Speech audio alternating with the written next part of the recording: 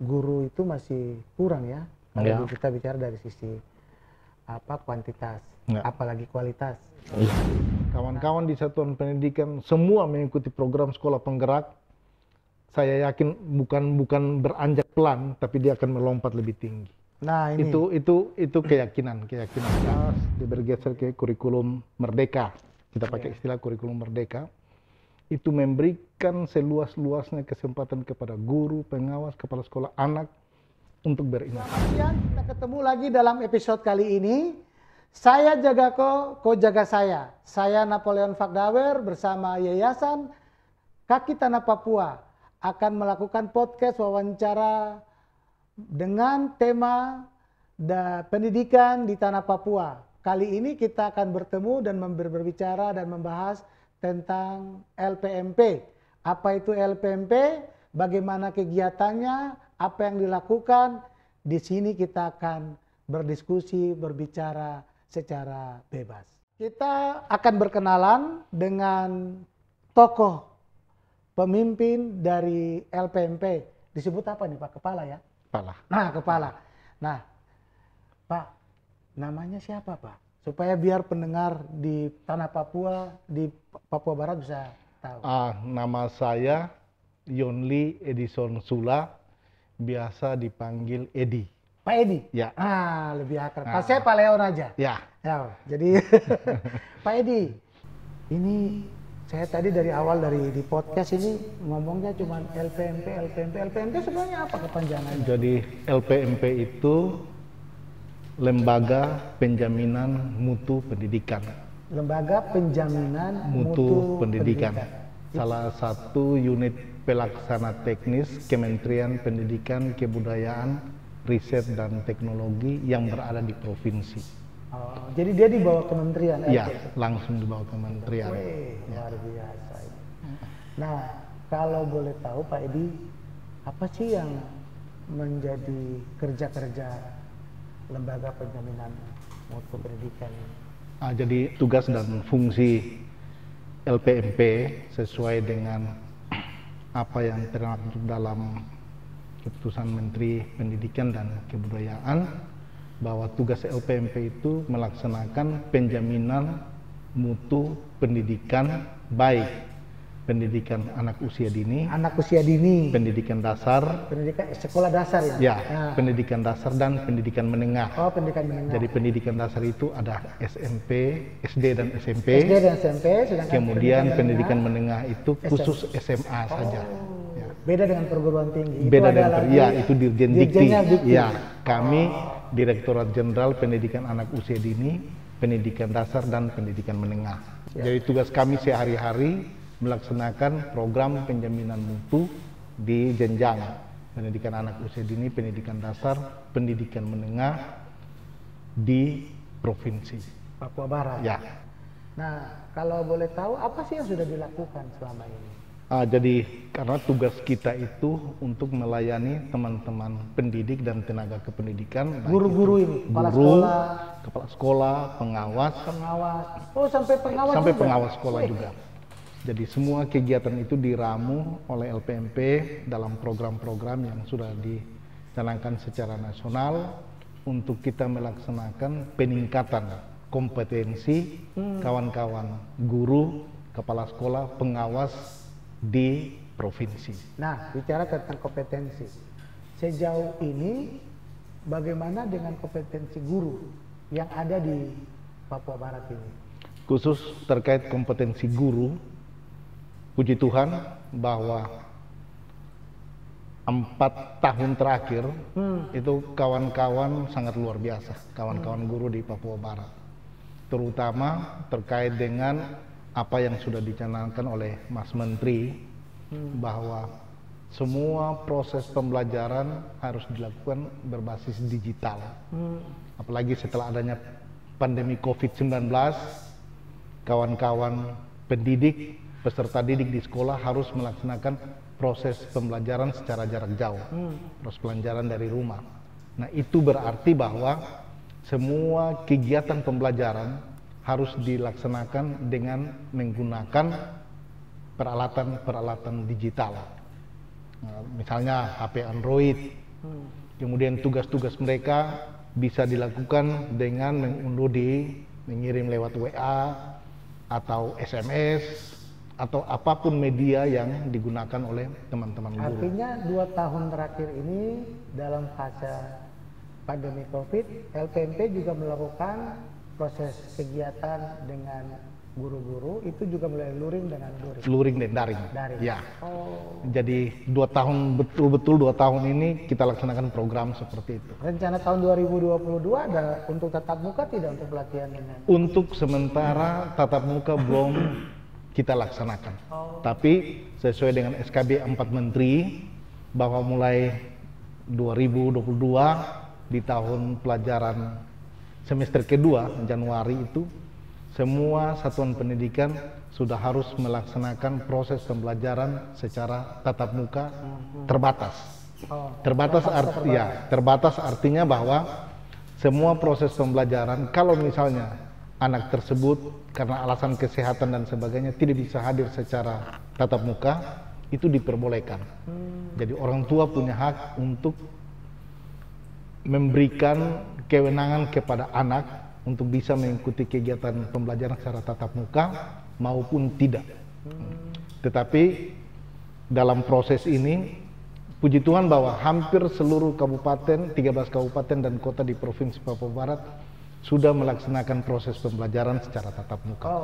Pak Edi, ini kan kalau kita bicara tentang pendidikan di NTT, NTT dan juga di Papua Barat, kan tidak jauh berbeda dari geografis, topografi, dan lokasi tingkat kesulitan ya. Ada banyak kampung, desa yang harus kita jangkau, beda dengan Pulau Jawa yang bisa kita pakai sepeda sampai mobil, sampai kita harus jalan naik gunung, turun gunung, seperti itu. Transportasi yang susah, karena ini yang selama ini kita lihat. Bicara tentang transportasi yang susah, topografi yang susah di Papua Barat ini, tentu dia sangat berpengaruh terhadap pendidikan. Artinya, suka tidak suka, ada banyak sekolah yang ada di sana yang mungkin tidak semua sekolah itu gurunya lengkap. Bila ada satu sekolah yang bisa diajar oleh satu atau dua guru.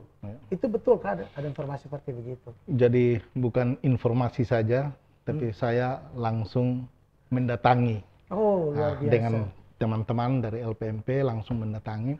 Ternyata ada satu sekolah itu cuma 2 guru. Wah. Dan kepala sekolah mengajar di kelas 1 sampai kelas 3. Wih. Kemudian satu gurunya mengajar kelas 4 sampai kelas 6. Kami sudah laporkan ke Dinas Pendidikan untuk melihat kembali penempatan teman-teman guru bila ada pengangkatan guru baik oleh daerah maupun pengangkatan guru melalui program P3K. Tolong sekolah-sekolah yang kekurangan guru itu bisa diperhatikan. Saya tuh bayangkan begini Pak Edi, kalau gurunya misalnya ada urusan ke kota atau kepala sekolah urus dana bos, itu berarti sekolah libur. Sekolah libur, itu sudah pasti. Itu sudah pasti sekolah libur. Dan itu yang tidak diharapkan oleh kita semua. Nah, jangan sampai kondisi itu terus-menerus terjadi. Kalau boleh, mata rantai kegalauan ini segera diputus. Diputus dengan sesegera mungkin menginformasikan kepada pemangku-pemangku kepentingan. Tapi minimal bahwa pola pendekatan yang dilakukan oleh LPMP bekerja sama dengan Dinas Pendidikan baik provinsi maupun kabupaten dan kota itu tetap kita lanjutkan. Karena apa? Tanpa koordinasi itu saya yakin semua tidak akan jalan. Nah, jadi kita di LPMP itu hanya menjembatani proses pelaksanaan penjaminan mutu di sekolah. Nah, ya kita kembali ke tempat penjaminan mutu ini. LPMP kalau ini luas. Ini berapa nih? Berapa hektar ini? Luas lahan LPMP itu sekitar 7 hektar. 7 hektar ya. Ada ruang kelas untuk belajar. Ruang kelas untuk belajar. Dengan kapasitas? Kapasitas 20 orang per ruang kelas. Ada jadi berapa ruang ada 4 ruang kelas. 4 ruang kelas, ada 20, berarti 80 100 lah. Ya, 80 sampai 100. Ya. Kemudian ada lab komputer, Lab sekitar komputer. 60 unit di sana. Ah, Kemudian ruang asrama kapasitas 100 tempat tidur. Kemudian ada ruang dapur. Kemudian ada ruang aula dan auditorium. Jadi artinya kalau guru-guru yang dilatih di sini nginapnya di sini. Nginap di sini. Ada kantor Badan Akreditasi Nasional Sekolah Madrasah Provinsi. Kemudian ada kantor Badan Akreditasi Nasional untuk jenjang PAUD. Itu nanti dibangun nanti. Itu sudah. Sudah ada. Mereka sudah berkantor di sini, berkantor jadi sini. meminjam beberapa ruang untuk mereka berkantor di sini. Luar biasa. Apa yang Pak Edi lihat terkait dengan masalah kendala yang selama ini LPMP hadapi dengan guru dan sebagainya yang selama guru, kepala sekolah, pengawas dalam pelatihan-pelatihan yang dilakukan. Terima kasih Pak Leon. Jadi selama saya lebih kurang setahun ini, kita mulai memberikan advice, memberikan pendampingan kepada kawan-kawan guru, kepala sekolah, bahkan siswa. Jadi ada 3 kegiatan besar yang sementara kami garap. Yang pertama itu terkait dengan program sekolah penggerak. Sekolah penggerak. Kemudian yang terkait dengan pelaksanaan asesmen nasional berbasis komputer. Berbasis komputer. Ya, kemudian ada kampus mengajar. Kawan-kawan mahasiswa diminta untuk mengajar di sekolah, di semua jurusan, semua fakultas. Kemudian yang tidak kalah penting, ada kegiatan yang terkait dengan guru penggerak. Guru penggerak. Ya. Itu apa itu guru penggerak? Jadi guru penggerak itu guru-guru yang direkrut untuk menjadi pelaksana program-program penggerak di daerah. Di Provinsi Papua Barat baru sekitar 5-6 kabupaten yang sudah ada guru penggeraknya. Iya. Kota Sorong, Kabupaten Sorong, Kabupaten Manokwari, itu yang sudah ada, yang sementara mau digalakan program itu, Kabupaten Teluk Bintuni, Teluk Wondama, Kabupaten Pegaf, Kabupaten Fakfak, Kabupaten Raja Ampat, itu sementara dalam program untuk merekrut kawan-kawan guru yang mau menjadi guru penggerak. Karena ke depan misalnya mau angkat kepala sekolah. Mau angkat kepala sekolah, kalau tahun-tahun kemarin itu harus mengikuti program pelatihan atau diklat calon kepala sekolah. Salah satu kegiatan yang dilakukan di LPMP, kerjasama dengan Lembaga Pengembangan Kepala Sekolah dan Pengawas Sekolah di Solo. Iya. Tapi mulai tahun 2022, kegiatan itu tidak ada lagi. Semua harus melalui program penggerak. Guru penggerak, kalau dia mampu, dia langsung diangkat jadi kepala sekolah karena dia punya sertifikat guru penggerak. Kemudian yang kedua, yang terkait dengan sekolah penggerak. Sekolah penggerak itu untuk Provinsi Papua Barat baru dilaksanakan di 6 kabupaten. 6 kabupaten ya, di Papua Barat? Ya, di Papua Barat. Jadi Kabupaten Manokwari, Kota Sorong, Kabupaten Fakfak, termasuk provinsi, dan Kabupaten Maibrat, Kabupaten Teluk Bintuni, dan Kabupaten Teluk Wondama. Iya. Kalau sekolah penggerak di sini tuh seperti di mana? Sekolah penggerak kalau secara keseluruhan untuk Papua Barat itu ada 57. Jumlah guru itu masih kurang ya, kalau kita bicara dari sisi kuantitas, apalagi kualitas. Iya. Nah, itu satu. Yang kedua, kalau kita lihat hari ini itu masih banyak guru-guru honorer dibandingkan dengan guru yang ASN di sekolah-sekolah. Malah di beberapa sekolah yang kami lihat itu prosentasenya hampir 50-50. Guru honorernya sekian, guru negerinya. Nah, gimana kalau dalam proses belajar mengajar, terus guru honorernya nih udah dilatih kompetensinya di LPMP, terus dia tes dapatnya di bidang lain atau di dinas lain begitu. ada tidak ya kendala-kendala yang selama ini udah dilatih sampai sekian lama, belum apa namanya expert dalam hal tersebut, dia udah pindah lagi ke tempat. Jadi begini, memang itu hak warga negara. Sepakat. Hak warga negara, dia mungkin dalam mengisi waktu, dia punya keterampilan untuk bisa mengajar, monggo, silakan. Tapi jangan menghalangi dia kalau misalnya ada formasi, ternyata jurusannya masuk dalam formasi tersebut. Dan dia lulus, dengan sendirinya dia harus tarik diri. Karena itu pemerintah sekarang, kawan-kawan tenaga honorer itu yang guru, itu direkrut ke P3K. Nah, pegawai pemerintah dengan perjanjian kerja. Siap. Nah, kita tahap 1 dan 2 lumayan banyak. Lumayan banyak, memang ada beberapa yang belum. Mudah-mudahan di tahap 3 ini itu bisa direkrut. Yang kita agak takutkan, ada keraguan, itu jangan sampai setelah dia lulus P3K, ternyata dia tidak ditempatkan di sekolah tersebut. Nah, itu yang kita mulai agak-agak ada keraguan itu. Nah, mudah-mudahan pada saat dia mendaftar itu, dia tetap mendaftar di sekolah di mana dia melaksanakan tugas. Misalnya di SMP 1 misalnya, atau di SMP YPPK Manokwari. Kalau dia di situ, saat dia mendaftar menjadi P3K, harusnya dia jangan minta yang lain. Harusnya dia tetap mendaftar di sekolah di mana dia melaksanakan tugas. Sehingga tidak ada kevakuman manakala pada saat pengumuman P3K, dia lulus, tapi tidak di tempat itu. Itu yang sekarang kami lagi mencoba melihat itu. Tapi mudah-mudahan di angkatan ketiga itu bisa dimanfaatkan proses ini.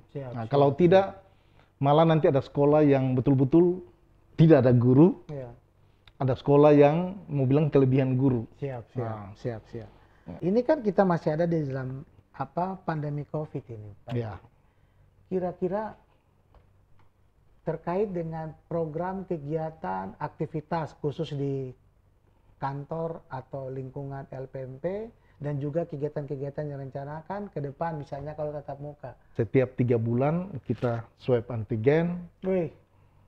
Dan itu semua dibiayai oleh LPMP dan semua peralatan, baik hand sanitizer, masker, vitamin, itu setiap bulan dikasih kepada teman-teman. Ada barcode, jadi setiap yang masuk ke LPMP harus foto barcode melalui aplikasi Peduli Lindungi. Prokes yang luar biasa. Masuk dari awal ada baliho yang bicara tentang COVID, jaga. Nah, ke sebelah sana juga begitu. Sampai di ruangannya Pak Kepala juga ada hand sanitizer. Ini kan luar biasa. Jadi bukan bicara tapi ada bukti. Sudah dilaksanakan. Sudah dilaksanakan. Tadi kita ada bicara tentang kurikulum merdeka itu. Apa sebenarnya itu kurikulum merdeka itu? Jadi kurikulum merdeka itu pergeseran peralihan dari kurikulum 2013. 2013. Orang banyak yang bilang kurikulum 13. Kurikulum 13 itu dilaksanakan tahun 2013 sampai dengan 2019.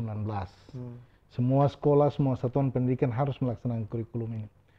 Setelah ditelaah, dievaluasi pelaksanaan kurikulum tersebut, ternyata ada beberapa bagian yang mengikat inovasi guru. Sehingga ada istilah sekarang kurikulum prototype yang nanti akan di launching namanya menjadi kurikulum merdeka. Kurikulum prototype yang menjadi kurikulum merdeka. Jadi berubah nama. Jadi kalau prototype itu tidak ngeh gitu terhadap kawan-kawan guru. Sehingga diubah nanti di launching di episode Merdeka Belajar itu. Ke kurikulum merdeka. Itu artinya bahwa kurikulum itu lebih bagus di zamannya. Kalau saya mau katakan begitu. Karena apa? Kurikulum merdeka, kurikulum prototipe itu mengharuskan kawan-kawan guru, kepala sekolah, pengawas maupun siswa berinovasi. Nah, Jadi dikasih kebebasan seluas-luasnya, tapi dalam koridor kurikulum merdeka.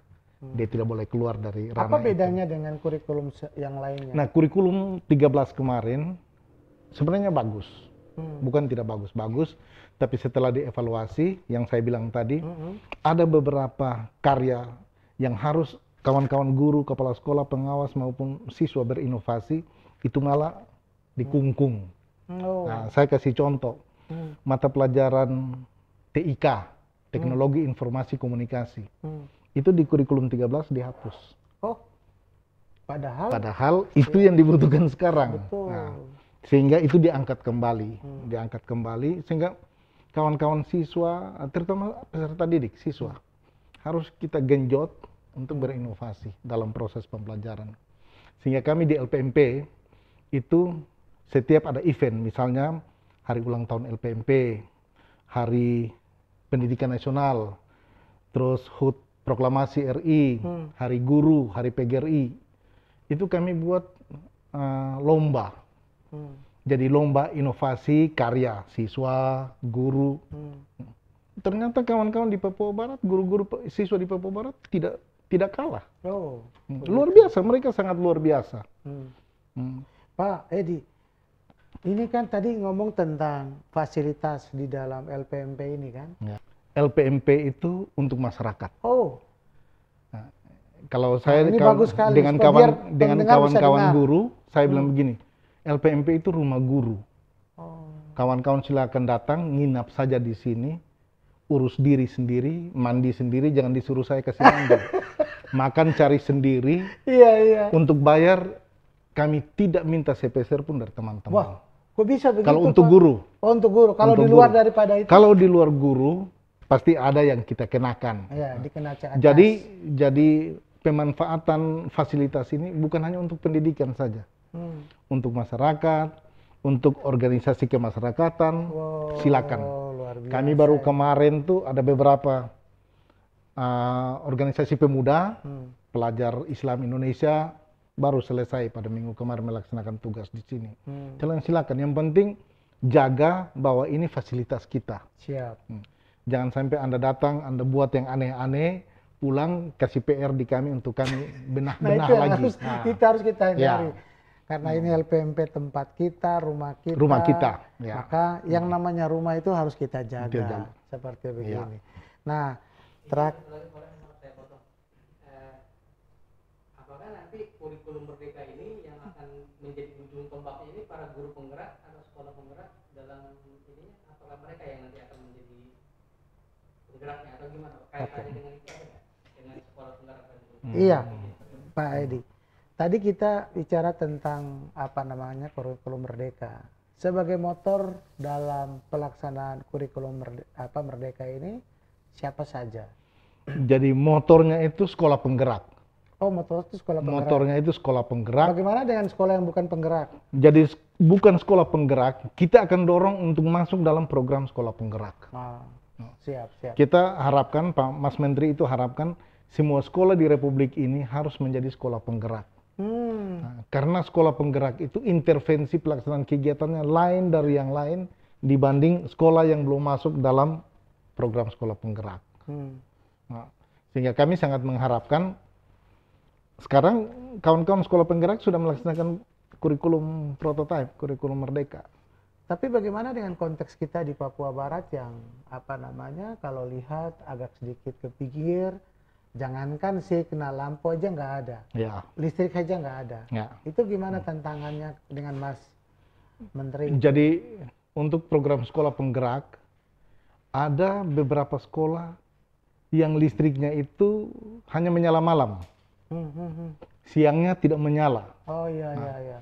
Padahal waktu lapor itu lengkap semua. Dan ternyata itu intervensi dari pemerintah daerah, intervensi pemerintah pusat untuk menyiapkan peralatan-peralatan itu sudah siap. Oh, luar biasa. Jadi Artinya kami kerjasama dengan Pemda, pemerintah kabupaten kota, dengan pemerintah provinsi, dan puji Tuhan bahwa pemerintah provinsi mendukung sekali pendirian BTS oleh Kementerian Kominfo yang luar biasa di Papua Barat.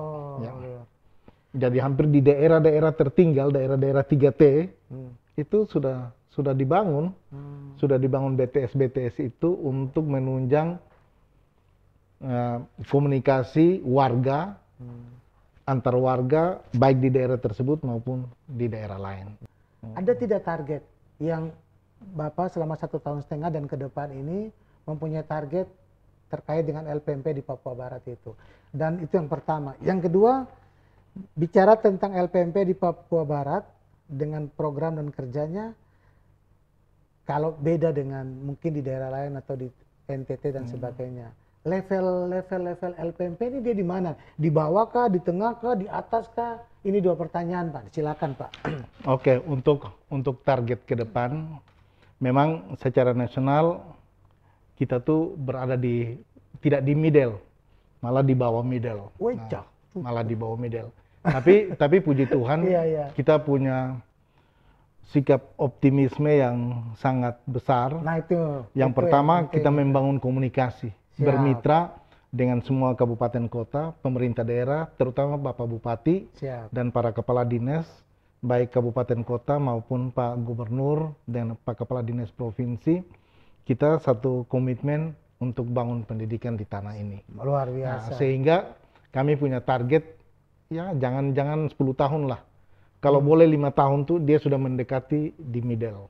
Iya, siap. Ya, itu harapan kita semua. Ya, harapan kita semua. Tapi saya cenderung kalau misalnya kawan-kawan di satuan pendidikan semua mengikuti program sekolah penggerak, saya yakin bukan beranjak pelan, tapi dia akan melompat lebih tinggi. Nah, ini itu keyakinan kami. Dia masih di bawah middle. Di bawah middle. Artinya tengah juga tidak, masih di bawah. Nah, harapan kita seperti yang disampaikan Pak Edi, jangan 10 tahun lah. 5 tahun dia udah masuk di middle. Nah, harapan kita seperti begitu. Lanjut. Silakan. Jadi untuk angkatan pertama, angkatan kedua tahun 2021-2022 kita sudah ada 57 sekolah di 6 kabupaten. Di 6 kabupaten. 6 kabupaten termasuk yang SMA kan dikelola provinsi. Nah, untuk tahun ini, kemarin kami baru selesai dari Makassar, 7 kabupaten itu sudah para bupati sudah tanda tangan nota kesepakatan dan di 6 kabupaten itu. Di 7 kabupaten. 7 kabupaten. Jadi Kabupaten Raja Ampat, Kabupaten Sorong Selatan, Kabupaten Kaimana, Kabupaten Tambrau, kemudian Kabupaten Pegaf, dan Sorong Selatan, dan Manokwari Selatan. Manokwari Selatan. 7 kabupaten ini kemarin sudah selesai pengambilan video testimoni untuk dukungan terhadap program sekolah penggerak. Luar biasa ini, Pak. Dan sudah menandatangani nota kesepakatan untuk melaksanakan program sekolah penggerak. Dan mulai tanggal 27 kemarin, kawan-kawan di 7 kabupaten dan 6 kabupaten yang sudah, itu silakan mendaftar. Mendaftar untuk mengikuti program sekolah penggerak. Yang mendaftar itu kepala sekolahnya. Kepala sekolah yang lolos, dengan sendirinya sekolahnya menjadi pelaksana program sekolah penggerak. Nah, target itu kalau sebanyak-banyaknya lebih bagus sebenarnya. Nah, itu dia. Sebanyak-banyaknya lebih bagus. Jadi kemarin kami sudah sampaikan pada waktu sosialisasi, kami sampaikan, kalau boleh di 7 kabupaten dan 7 kabupaten ini, semua sekolah mendaftar. Jangan cuma satu. Semua sekolah mendaftar dan kita akan, LPMP secara khusus akan mendampingi untuk memberikan semacam tips and trick untuk mengikuti, bisa lolos di program sekolah penggerak. Nah, itu menarik. Itu menarik sekali. Jadi kami sementara siapkan teman-teman, misalnya kawan-kawan di Sorsel minta, kami langsung turun, tim langsung turun ke sana. Memberikan advice, memberikan pedoman, memberikan trik untuk bagaimana bisa mendaftar, bahkan mengikuti seleksi program sekolah penggerak. Kata orang, untuk membangun negara, bangunlah pendidikannya. Filosofi yang kita mengerti dan pahami. Pak Edi, mungkin ada yang terakhir mau disampaikan untuk masyarakat, untuk kita semua, silakan disampaikan. Orang semua bersaudara, yang saya mau sampaikan, mari sama-sama bekerja dan bekerja bersama-sama untuk membangun pendidikan di tanah ini. Kau jaga saya jaga kau, biar kita semua maju. Pak Edi, mungkin ini pesan saja terkait dengan guru, kepala sekolah dan bicara tentang prokes. Nah, kita tadi disampaikan nanti ada tatap muka ya Ya, di tahun PTM. ini. Nah, ada pesan yang mau disampaikan, nanti tolong disampaikan untuk kita. Oke. Untuk teman-teman guru, kepala sekolah, pengawas, dan anak-anakku peserta didik yang saya kasihi,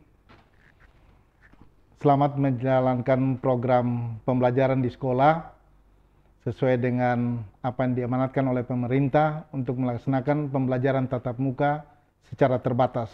Tapi orang harus tetap menjaga protokol kesehatan, terutama 3M. Mencuci tangan, memakai masker, mencuci tangan dengan air mengalir, dan menjaga jarak. Sehingga apa yang kita harapkan, yang kita cita-citakan dapat terjadi untuk masa depan kita semua. Terima kasih. Dengar, kali ini kita sudah ada di penghujung acara dan terima kasih untuk waktu yang diberikan Pak Edi, Kepala LPMP Papua Barat yang sudah memberikan waktu dan menerima kami untuk berbincang. Harapan kita LPMP semakin maju, semakin sukses dengan target-target yang sudah direncanakan sehingga semua dapat berjalan dengan baik dan sukses. Demikian episode kali ini. Saya jaga ko jaga saya. Mari kita jaga prokes kesehatan. Sukses untuk kita semua. Selamat siang.